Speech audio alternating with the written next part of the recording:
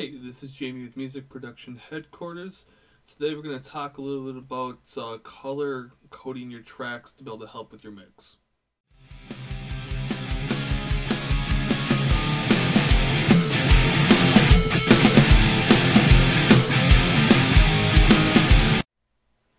Alright, I'm going to jump right into it here. As you can see, I have a Pro Tools session up and I have everything color coded across, which sometimes people know how to do and don't know how to do, but I find it very important to get your tracks organized, and one way of doing that is by color coding them all. As you can see, I have my drums, which are green, my bass is blue, my guitars are yellow, my piano and whirly is kind of like this pinkish color, vocals are like a light red, and then my master fader is the burgundy red like it always is.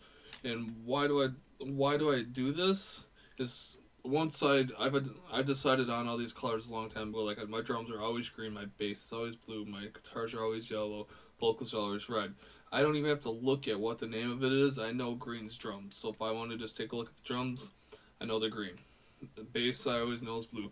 It's just an easy way to be able to maneuver through your tracks, so you're spending less time thinking about where your tracks are and being able to focus more on what you're listening to, which ultimately will help with a better mix. Also, if you're editing over here, you don't have to look at, kicks and everything. If you're just looking at your drums, you can say green, okay, cool drums. Like for red, I know my vocals are down here, so if I need to do some edits on these vocals, I know red. I don't even have to look at it. I know those are my two vocal tracks. Same idea with drums. I know that green stuff, all the green, that's all gonna be my drums right here, which is completely awesome. So that being said, you understand why it's important. How do you do that? At least in Pro Tools, the easiest way I found out to do is take the tracks you want to color. So for example, I have my drums. When I selected them all by holding down Shift and clicking, and then down right here where you see my pointer cursor at, you're going to double click there and it actually brings up a color palette. And from there you can go ahead and change to any color you want. As you can see, I'm changing through multiple colors until I find a color you like, and my drums usually sits with that type of coloring.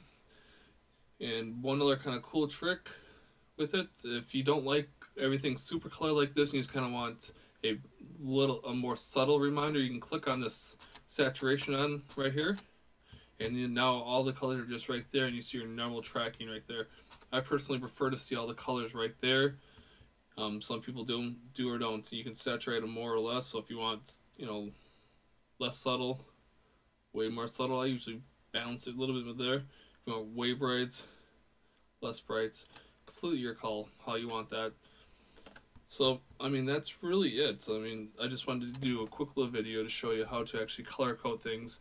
In one of the next videos I'll be covering a little bit about this group section that's over here to show you how to group tracks together, for instance like drums, to be able to make it a little bit easier for you to maneuver and be able to ultimately mix a little bit better. So as always, if you could do me two big huge favors. If you like this video, make sure to like and subscribe to the channel. The second thing is to go in your URL bar and go to musicproductionhq.com. Take a look at the website and you'll see a spot to actually sign up for a newsletter or an email list, I guess you could say. Please do that.